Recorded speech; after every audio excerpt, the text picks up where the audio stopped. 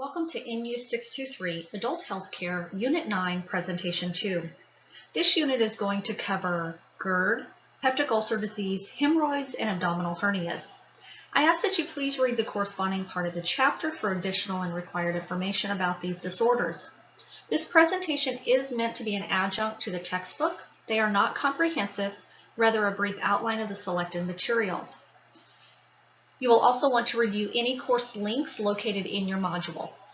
As you consider the possible spectrum of symptoms that the patient may complain of, also investigate factors that aggravate symptoms, such as food choices or lying down after eating. Symptoms are usually worse shortly after eating. Dysphagia may be seen with chronic GERD, but usually only with the first bite. If it progresses, a stricture or adenocarcinoma should be considered in the differentials.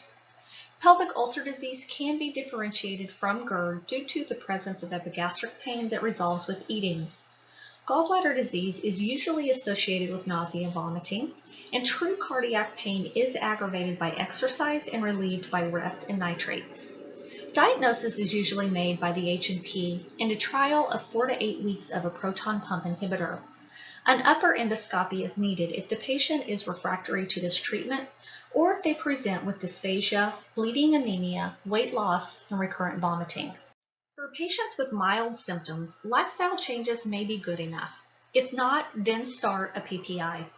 See Table 40.1 on page 570 for drugs commonly prescribed. Chronic PPI therapy may be required for those with severe erosive esophagitis, Barrett's esophagus, or peptic stricture. PPIs may need to be given twice a day in these cases. According to your text, PPIs and H2 antagonists should not be given together, but when there is incomplete resolution with the PPI alone, H2 antagonists may be used as an adjunct. When patients are refractory to these treatments, surgical interventions may be needed. Follow-up in 4 to 8 weeks, if no improvement, can increase PPI to twice daily dosing. If this is effective, refer to the gastroenterologist for testing. You can review this chart on page 566 in your text to appreciate the entire process in treating this disorder.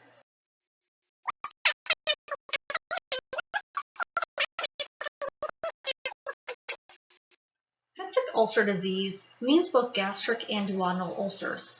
Duodenal ulcers, epigastric pain, is relieved by foods or antacids.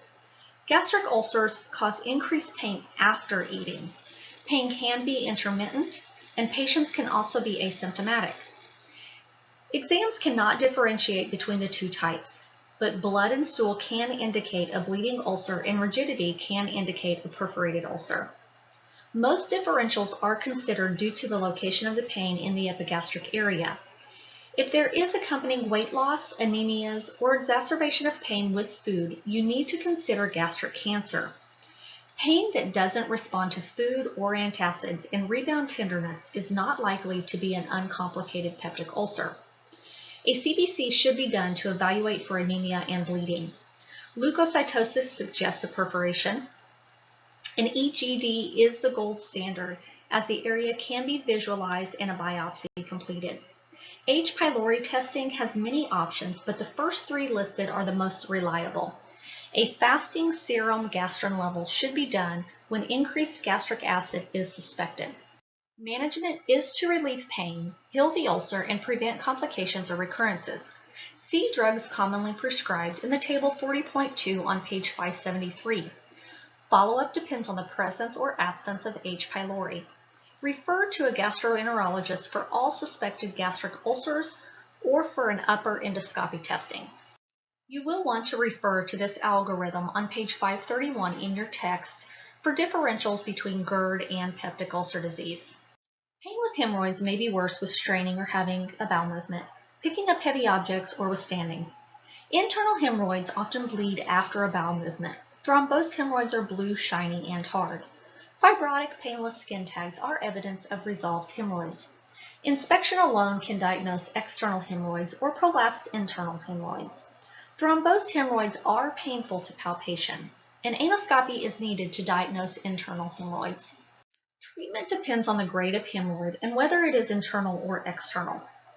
Initial management for all is to relieve pain and make lifestyle modifications. Lifestyle modifications are to avoid straining and correct chronic constipation and diarrhea. Laxatives, fiber, and antidiarrheals may be used to establish regular form stools. Pruritus can be helped with sitz baths, witch hazel, and hydrocortisone cream. Rectal hydrocortisone suppositories should not exceed 2 weeks of use. External hemorrhoids that are painful may need surgical excision. Thrombosed hemorrhoids should be evacuated to relieve pain and pressure. Internal hemorrhoids that do not respond to medical management may require sclerotherapy, infrared coagulation, and rubber band ligation. Large, severe hemorrhoids may need formal hemorrhoidectomy. Simple procedures such as sclerotherapy of an internal hemorrhoid, excision of a single external hemorrhoid, or evacuation of a thrombosed hemorrhoid can be an office procedure if the NP is trained to do so. Other procedures should be referred to a gastroenterologist. You can use this chart on page 534 to help figure the cause and treatment of constipation. Read box 38.1 on medications that commonly cause constipation, and see table 38.1 for drugs commonly prescribed. All of these resources are helpful for the care of hemorrhoids. Groin hernias or indirect inguinal hernias are the most common, followed by direct inguinal and femoral hernias. Ventral hernias appear in the anterior abdominal wall. Any condition that increases intra-abdominal pressure may cause a hernia. Therefore, a thorough H&P, GU, GI, and respiratory exam is required. For males, check the prostate and external inguinal ring for weakness or bulging, and have the patient cough. If a sac is felt against the finger, a hernia is present. Other findings indicating a hernia are a rush of fluid felt or a complaint of pain with the maneuver. In females, palpate bilateral femoral areas and have a patient perform a Valsalva maneuver. A bulge is diagnostic of a hernia. If unable to reduce a hernia, it is strangulated. An incarcerated hernia causes a bowel obstruction. Hernias are usually diagnosed by clinical exam and history. But if you are unsure, you can get an ultrasound, but diagnostic accuracy is improved with a CT scan. Imaging is necessary if there is an obstructive process. Epigastric hernias lie just above the umbilicus and normally are painless. Incisional hernias can be painful and are over previous surgical incisional lines and can be accompanied by bowel obstructions. You can review this chart on page 577 of your text and read further about the types of hernias on page 576. Refer all confirmed hernias to a surgeon for evaluation for surgical repair. If incarceration or strangulation is suspected, refer to the ER as this poses an emergent surgical need. Follow-up is directed by the type of procedure and the specialist recommendations.